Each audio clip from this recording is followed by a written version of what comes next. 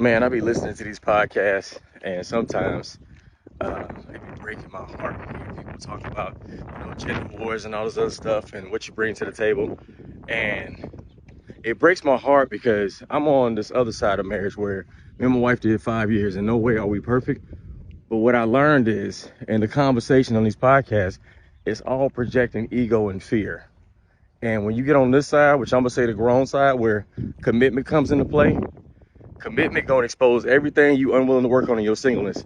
Because I posed a question on my IG the other day, and I asked, how do you heal yourself by yourself? But what I realized is impossible to heal yourself by yourself.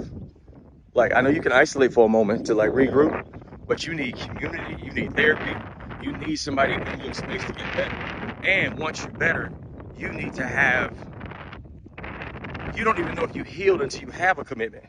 Because all that stuff gonna leak out and be on slow drip once you find a commitment.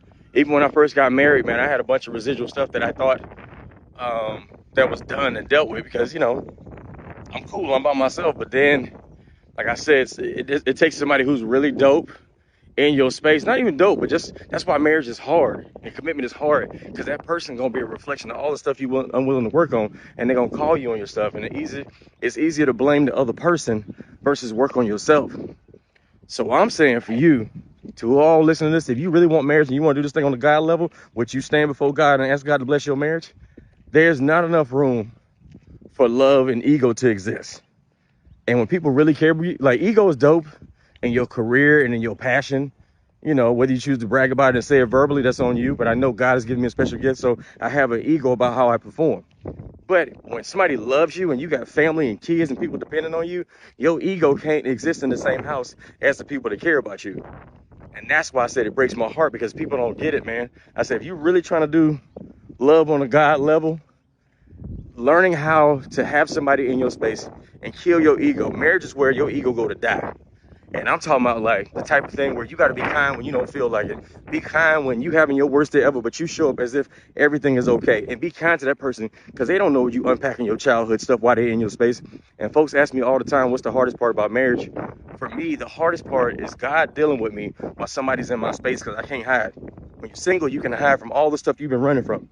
But when you're in a commitment, you got to stand there flat foot and show up and be kind and be sweet while you dying on the inside, because God be working on you. Well, me anyway, because he don't let me take days off. But for those of you listening, man, I wish y'all all the best. And for no extra charge, make sure you check out the Q&A with Bae podcast me and my wife do, where we talk about our ugly. Q&A with Bae, spelled out Q&A with Bae podcast. I'll put the link in my bio, but check that out, man. For real, man. On this side, when you cross this line, you really want the marriage, you need a hard hat, because it requires work. Because most people want the blessing, but every blessing comes with work. You ask for a kid, a job, or marriage, that thing comes with work, man. And you decide what kind of work you want. You want office work or construction work? Either way, this side of love, man, is for the long comes. Follow us, Q&A with Bae podcast. Hey, it's Q&A with Bae. Hey, it's Q&A.